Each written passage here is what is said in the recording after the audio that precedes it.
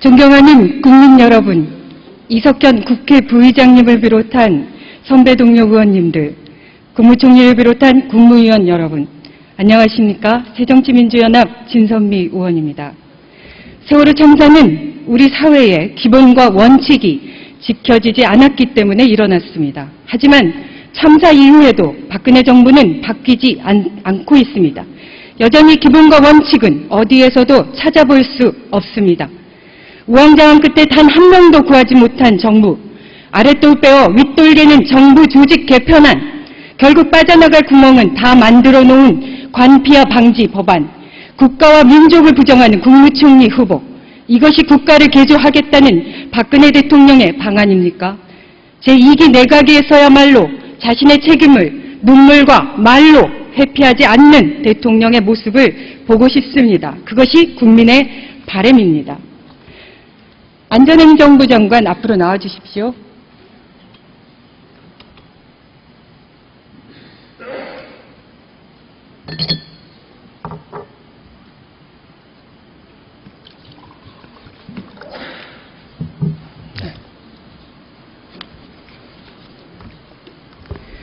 청와대는 국민의 생명과 재산을 보호해야 할 무한한 책임이 있습니다. 그런데 세월호 참사 발생 일주일 뒤인 4월 23일 김장수 청와대 전 국가안보실장은 국가안보실은 재난 컨트롤 타워가 아니다. 국가안보실로 상황 정보가 들어오면 해당 수석실로 보내는 게 역할이다라고 했습니다.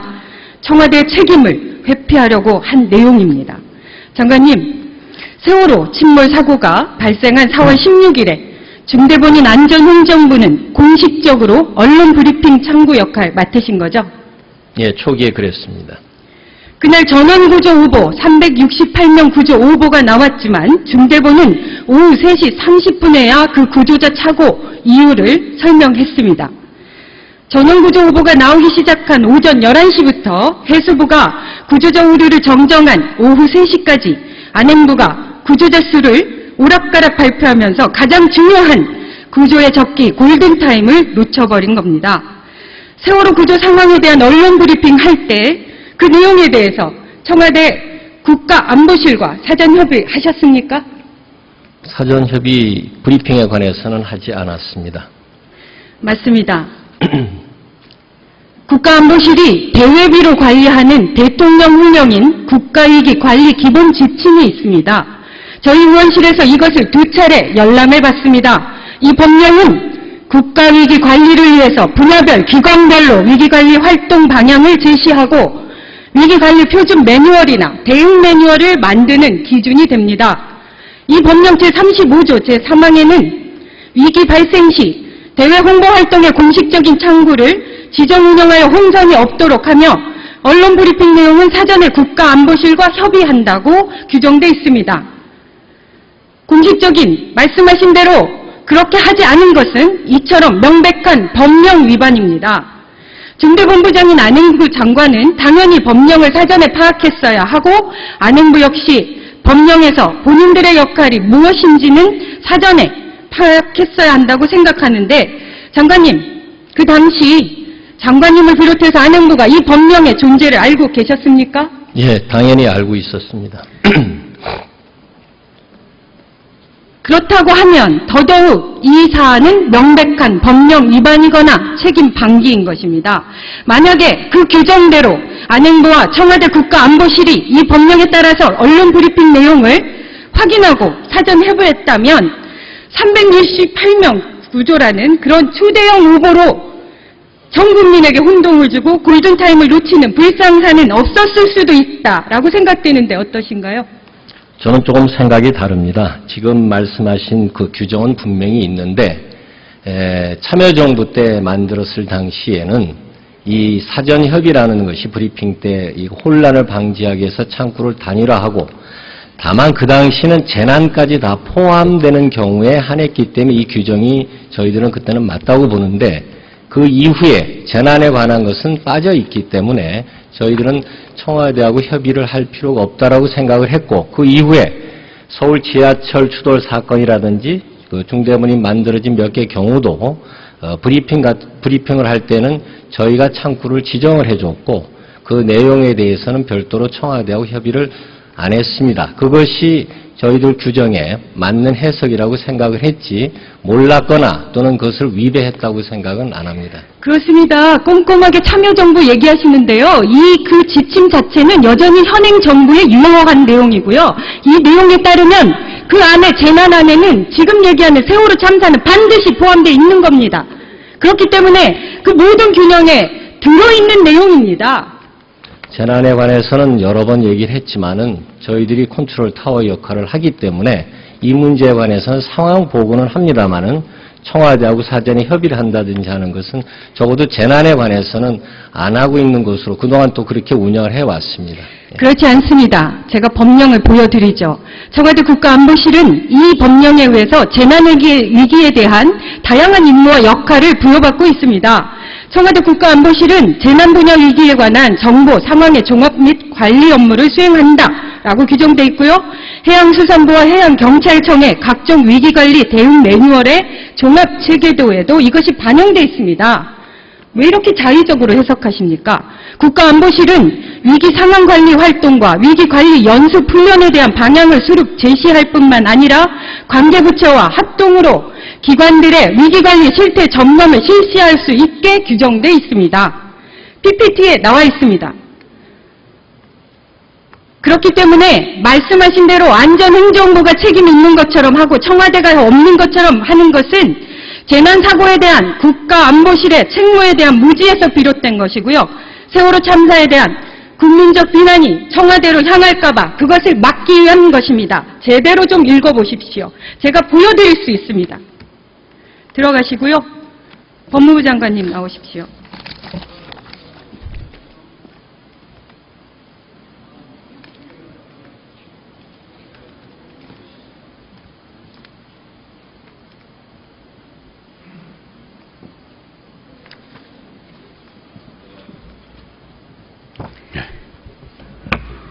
장관님, 세월호 침몰 사고의 정부 책임과 관련해서 청와대 국가안보실도 지금 수사 대상이 되고 있습니까? 어느 특정 기관을 수사 대상이다 이렇게 보고 있지 않고 전반적으로 먼저 현장에서 일어난 일들을 되짚어보고 거기에서 누가 어떤 잘못을 했는가 이런 부분들을 총체적으로 조사를 하고 있습니다. 그렇다면 방금 말씀드린 것처럼 안행부와 청와대 국가안보실이 사전 협의를 하지 않은 것은 저희가 법 지침을 드릴 수 있는데요. 알고 계실 겁니다. 법령을 명백하게 위반한 행위고요. 이 위반이 구조의 적기를 놓치는 요인으로 작용했다면 이것은 반드시 수사해야 할 사안이라고 생각되는데 어떠십니까? 방금 말씀드린 것처럼 기본적인 사실관계를 명확히 하고 각 사실관계에 따라서 누가 책임을 져야 되는지 이 부분은 법률적인 판단을 해서 법에 따라서 엄정하게 처리하도록 그렇게 하겠습니다. 그렇습니다. 그렇다고 하면 검찰이 방금 말씀드린 국가위기관리 기본지침 확보하셔서 그 내용이 정확하게 어떻게 진행됐는지 확인해 주십시오. 네, 검찰에서 필요한 조치들을 다 할 것으로 생각을 합니다. 네, 들어가시고요. 총리님 나오십시오.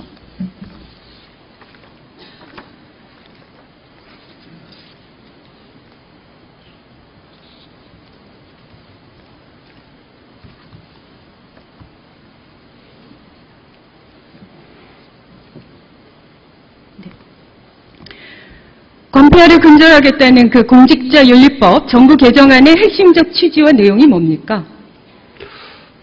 지금까지 느슨했던 공직자 취업을 엄격하게 제한하자는 것입니다. 우선 첫째는 그 대상 기간을 현재 약 4,000개에서 13,000개까지로 늘리고 대상 취업 제한 기간을 2년에서 3년으로 늘리자는 것이고 아울러서 취업 제한 판단 기준을 좀 더 엄격하게 확대하자. 그 취업 이력 공시 제도를 도입해서 퇴직 후 10년간 취업 이력을 공시하자 이런 취지입니다. 그래서 지금까지 했던 것보다 대폭 강화함으로 해서 이 관피아를 뿌리 뽑도록 하겠다는 취지입니다. 그러면 그 개정안으로 관폐하 문제 해결 가능하다고 보십니까?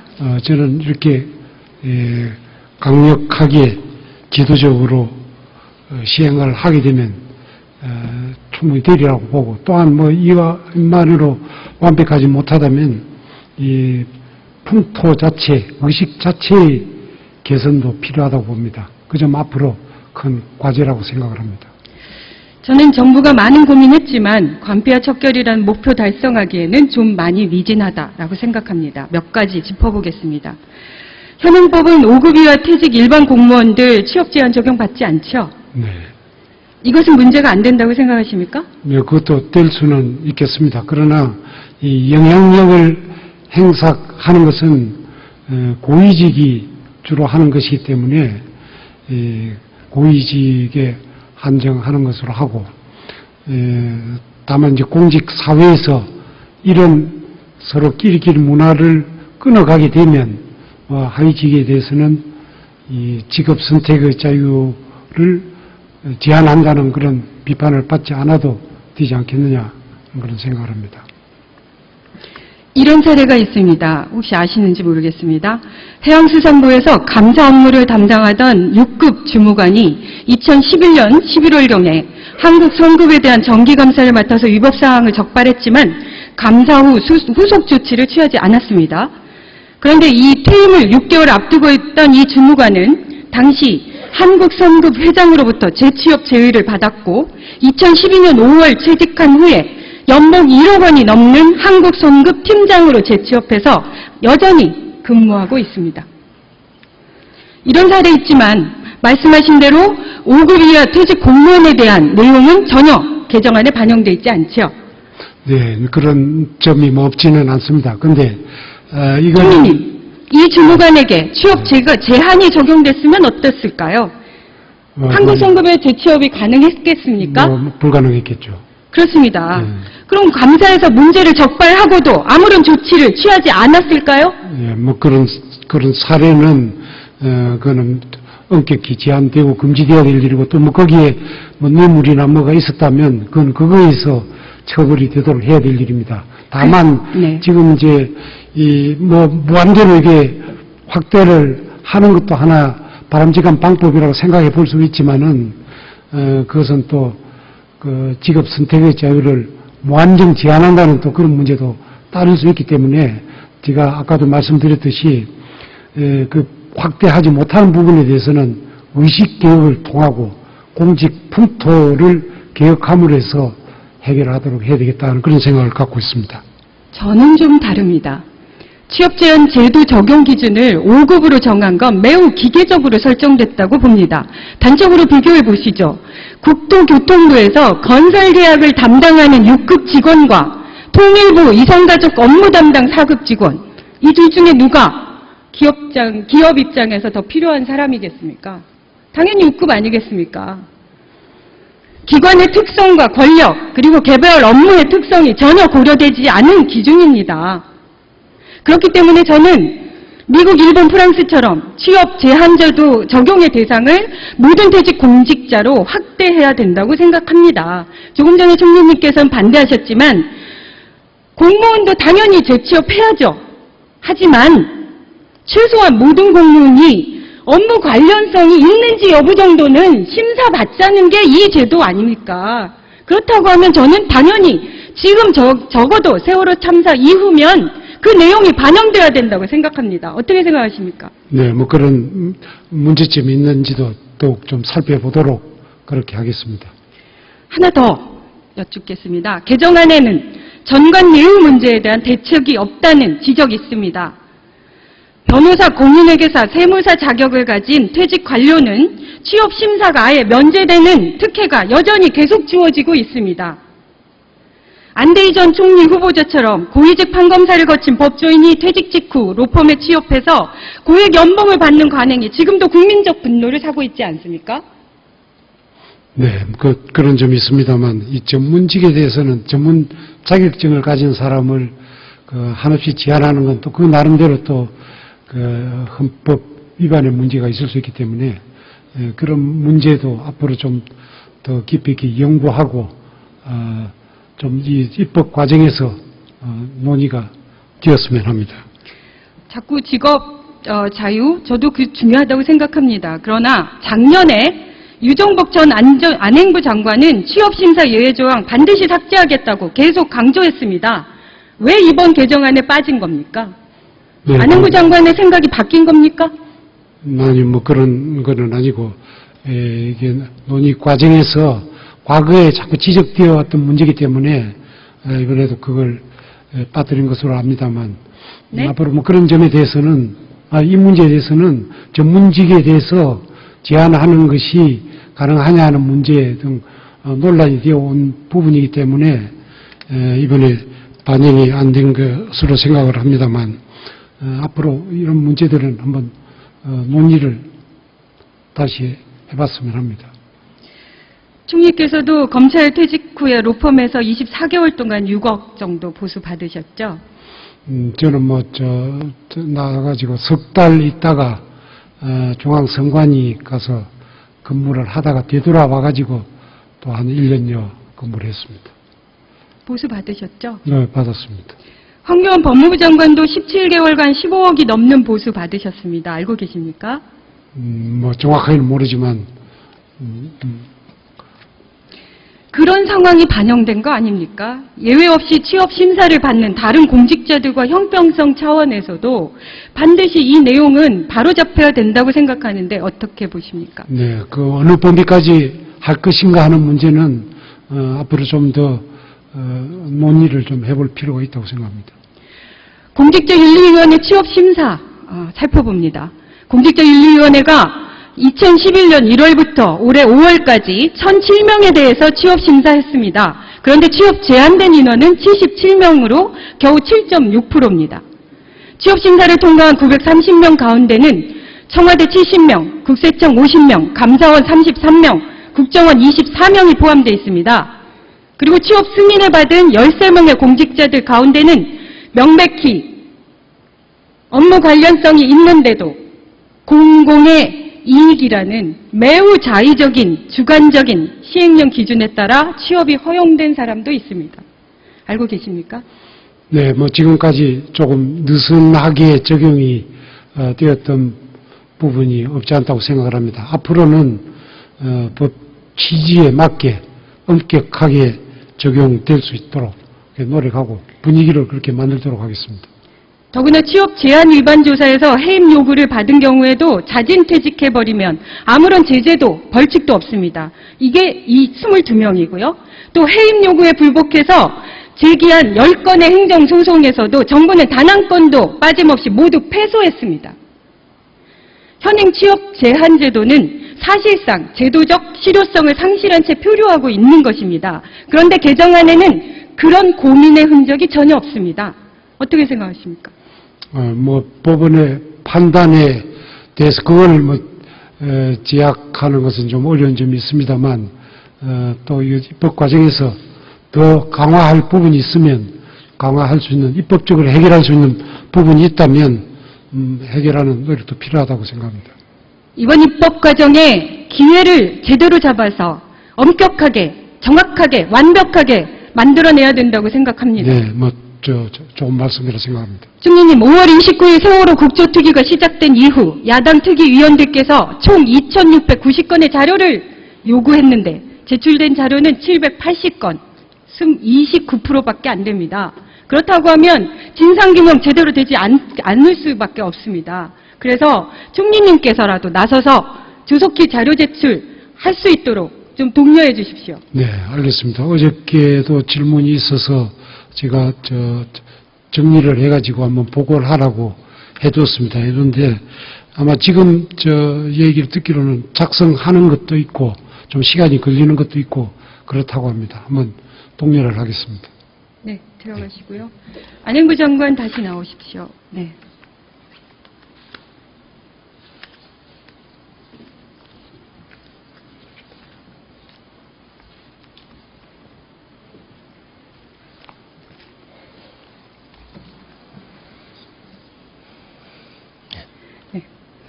박근혜 대통령은 대국민 담화에서 지휘체계에 일어나 현장 중심의 대응체제를 만들겠다고 강조했습니다. 그리고 6월 2일에는 군경을 포함한 육상재난의 긴급구조 활동에 현장 지휘권을 소방서장이 갖도록 하겠다고 발언했습니다.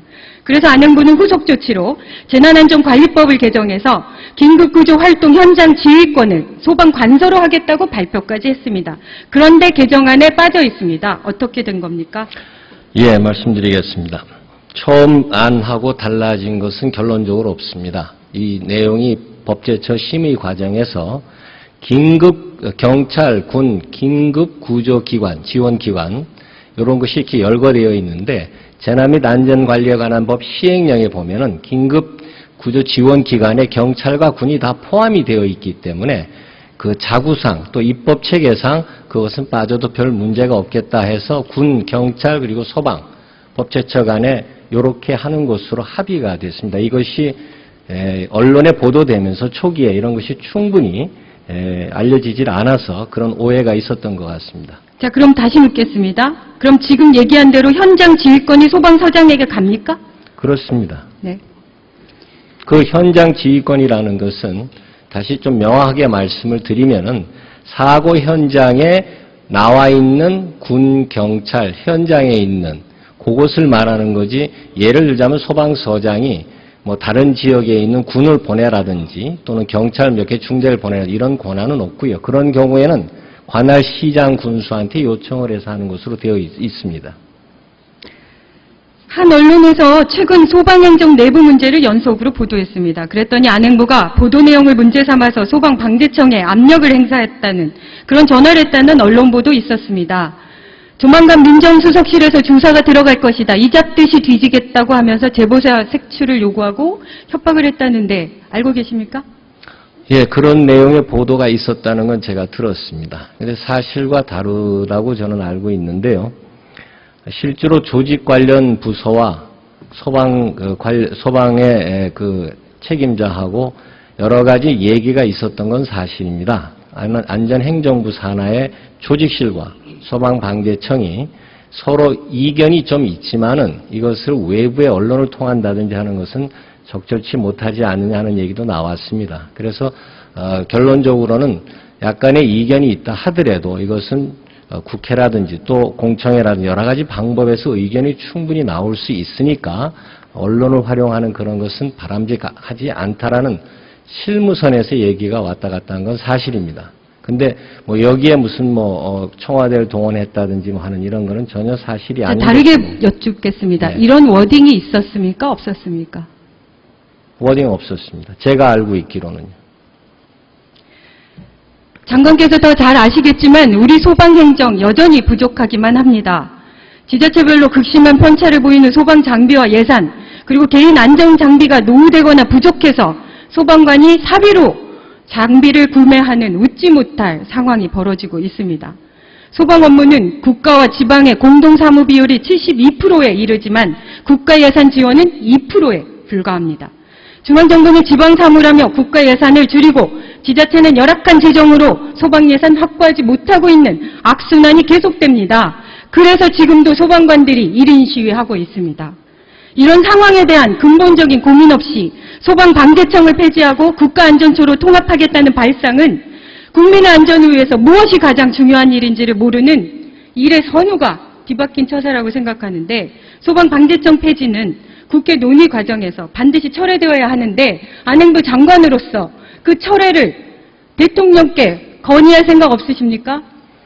조금 전에 의원님께서 말씀하신 그런 각종 국가 지원이 비약하다라는 것에 대해서는 저희들도 전적으로 동의를 합니다. 그동안 예산이 충분히 지원이 못된 점에 대해서는 앞으로 강화되어야 되는데 이번에 국가안전처 산하로 소방이 가게 되면은 국가안전처 장관은 기재부의 예산에 관련돼서 협의를 할 때 안전 분야에 관해서는 사전 협의권을 갖습니다. 그렇기 때문에 지금보다는 소방에 투입될 수 있는 예산이 확실히 증가될 수 있다는 점에서 국가안전처로 가는 것이 좀 더 진일보한 그런 진일보한 조치라고 저희들은 생각을 하고 있습니다.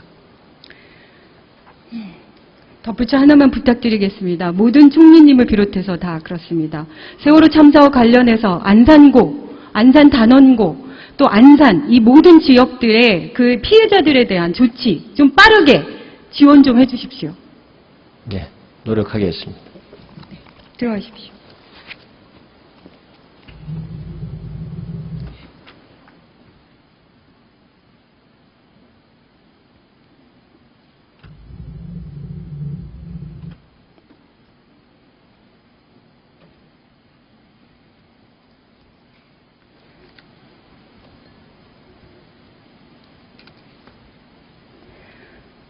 박근혜 정부는 국민을 울리는 정부입니다. 국민을 분통 터지게 하고 한스럽게 하고 좌절하게 하는 정부입니다.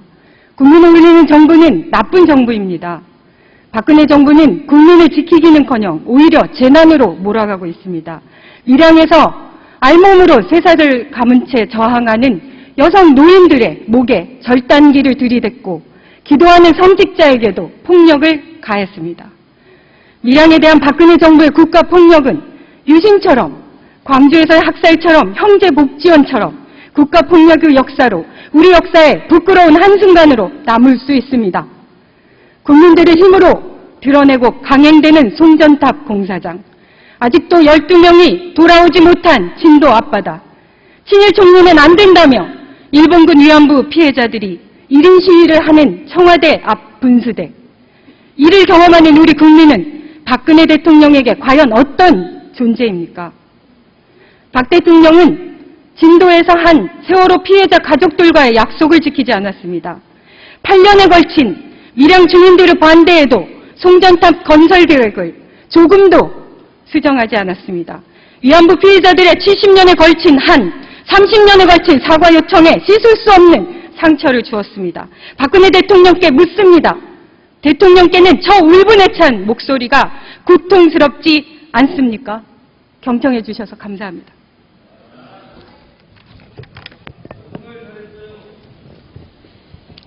예, 진선미 의원 수고하셨습니다. 다음은 충남 아산 출신의 새누리당 이명수 의원 나오셔서 질문해 주시기 바랍니다.